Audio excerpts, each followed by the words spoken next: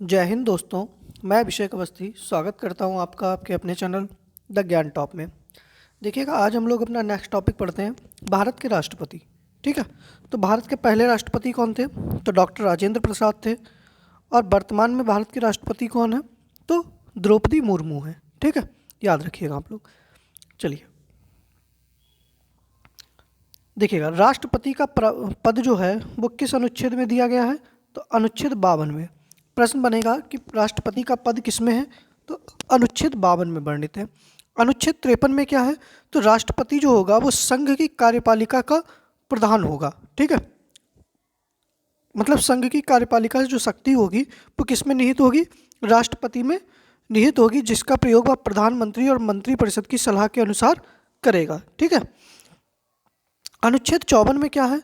तो राष्ट्रपति का निर्वाचक मंडल है, जिसमें संसद और विधानसभाओं के निर्वाचित सदस्य भाग लेते हैं। किसके? संसद और विधानसभा के। साथ में ही 17वें संविधान संशोधन 1992 के द्वारा दिल्ली और पुदुचेरी इसको भी इसमें शामिल किया गया। तो दिल्ली और पुदुचेरी के जो सदस्य होते हैं निर्वाचित, उनको भी राष्ट्रपति के निर्वाचक मंडल में भाग लेते हैं। लेकिन राष्ट्रपति के निर्वाचन में मनोनीत सदस्य और विधान परिषद के सदस्य जो होते हैं वो भाग नहीं लेते हैं। ठीक है, याद रखिएगा, क्योंकि देखिएगा राष्ट्रपति के सदस्य ही तो मनोनीत करते हैं। तो अगर मनोनीत सदस्य, फिर तो वो उसका अधिकार रहेगा, वो उनको वोट कर सकता है। तो इसीलिए मनोनीत सदस्य इसमें भाग नहीं लेते हैं। इसके साथ में अनुच्छेद 55 में क्या है? तो अनुच्छेद 55 में क्या है? निर्वाचन विधि है। किसकी? राष्ट्रपति का चुनाव। ठीक है, और किस माध्यम से होता है? तो एकल संक्रमणीय अनुपातिक मत पद्धति के अनुसार राष्ट्रपति का चुनाव होता है। और इसे जो एकल संक्रमणीय मत पद्धति जो थी, यह किसने दी थी? तो थॉमस हेयर ने दी थी। किसने? थॉमस हेयर ने दी थी। इसलिए इसको क्या कहा जाता है? हेयर पद्धति भी कहा जाता है। ठीक है, अनुच्छेद 56 में क्या है? तो राष्ट्रपति का कार्यकाल या पद अवधि है।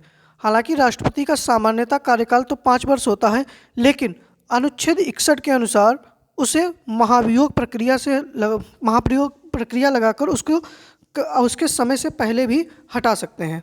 ठीक है, इसके साथ में वह अपना त्यागपत्र किसको देता है? तो उपराष्ट्रपति को देता है।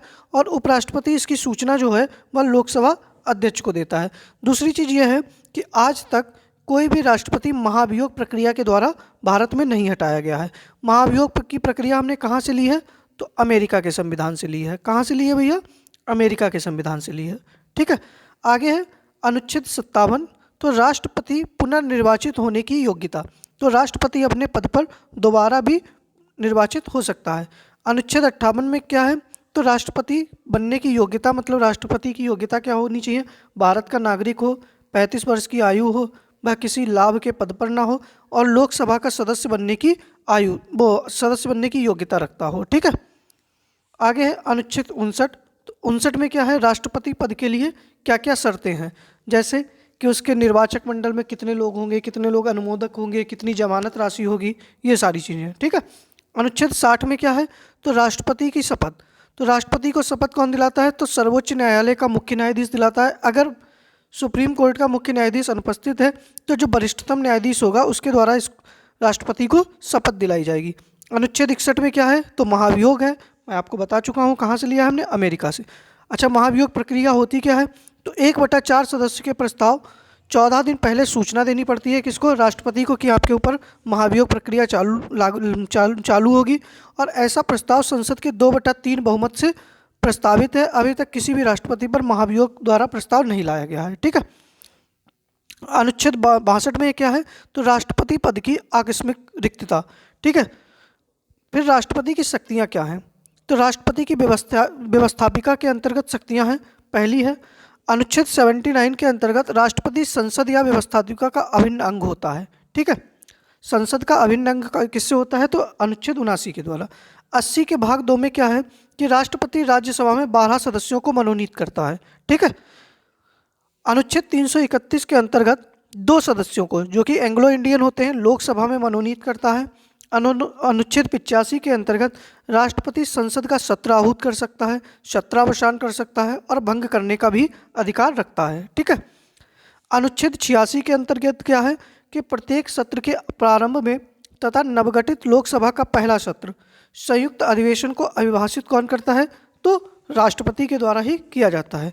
अनुच्छेद 87 में क्या है, संसद का प्रत्येक वर्ष प्रथम स्तर पर राष्ट्रपति अभिभाषित करता है। इसका भाषण मंत्रिमंडल के द्वारा तैयार किया जाता है। ठीक है, प्रश्न बनेगा कि राष्ट्रपति का अभिभाषण किसके द्वारा तैयार किया जाता है, तो मंत्रिमंडल के द्वारा तैयार किया जाता है।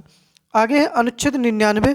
तो अनुच्छेद 99 के अंतर्गत राष्ट्रपति जो है वह प्रोटेम स्पीकर की नियुक्ति करता है। ठीक है, जो कि अस्थायी अध्यक्ष होता है, जो कि लोकसभा के सदस्यों को शपथ दिलाता है। फिर अनुच्छेद 110 धन विधेयक राष्ट्रपति की पूर्व अनुमति से लोकसभा में रखा जाता है। इसे लोकसभा अध्यक्ष जो है वो प्रमाणित करता है। ठीक है, अनुच्छेद 108 संसद के संयुक्त अधिवेशन को बुलाता कौन है, तो देखिएगा संसद के दोनों सदनों की संयुक्त बैठक जो होती है उसको बुलाने का अधिकार जो होता है वो अनुच्छेद 108 के तहत राष्ट्रपति को होता है। ठीक है, अब इसकी कार्यपालिका शक्ति क्या है, तो अनुच्छेद 53 के अनुसार संघ की कार्यपालिका की शक्ति किसमें निहित होती है, राष्ट्रपति में। 74 में मंत्रिपरिषद का वर्णन है। प्रधानमंत्री की नियुक्ति अनुच्छेद 75 के द्वारा कौन करता है, राष्ट्रपति करता है। 76 अनुच्छेद 76 में क्या है, महान्यायवादी की नियुक्ति राष्ट्रपति करेगा। अनुच्छेद 148 में नियंत्रक एवं महालेखा परीक्षक की नियुक्ति राष्ट्रपति करेगा। 155 के अंतर्गत राज्यपाल की नियुक्ति राष्ट्रपति करेगा। और अनुच्छेद 280 के अनुसार जो वित्त आयोग है उसकी नियुक्ति करने का अधिकार किसको है, तो राष्ट्रपति को है, जिसमें एक अध्यक्ष होगा और 4 सदस्य होगा। ठीक है, अनुच्छेद 338 में क्या है, अनुसूचित जाति अनुसूचित जनजाति आयोग की नियुक्ति करने का भी अधिकार किसको है, तो राष्ट्रपति को प्राप्त है। और अनुच्छेद 340 में क्या है, जो ओबीसी आयोग है उसकी नियुक्ति का अधिकार किसको होता है, तो राष्ट्रपति को होता है। सैन्य शक्ति क्या है, तो राष्ट्रपति जो है वो सेना का सर्वोच्च कमांडर होता है। ठीक है, तो सेना का सर्वोच्च अधिकारी कौन है, तो राष्ट्रपति है। इसकी न्यायिक शक्तियाँ क्या होती हैं, तो अनुच्छेद 124 के अनुसार मुख्य न्यायाधीश सहित अन्य न्यायाधीश जो कि सर्वोच्च न्यायालय है उनकी नियुक्ति कौन करता है, तो राष्ट्रपति के द्वारा की जाती है। अनुच्छेद 216 के अंतर्गत उच्च न्यायालय में मुख्य न्यायाधीश व अन्य न्यायाधीशों की नियुक्ति कौन करेगा, तो राष्ट्रपति करेगा। अनुच्छेद 72 के अनुसार क्या है, तो राष्ट्रपति की क्षमादान की शक्तियाँ होती हैं। ठीक है, अनुच्छेद 123 के अनुसार राष्ट्रपति को अध्यादेश जारी करने की शक्ति होती है। अच्छा, उस आपातकाल लगाने की भी शक्ति किसके पास है, तो राष्ट्रपति के पास है, जिसका भाग 18 में वर्णन है।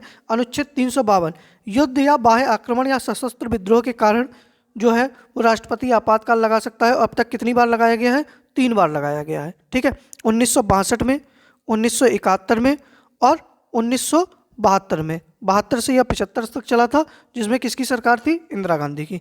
अनुच्छेद 356 राज्यों में राष्ट्रपति शासन, तो देखिएगा सबसे पहले राष्ट्रपति शासन कहाँ लगा, पंजाब में लग चुका है सबसे पहले।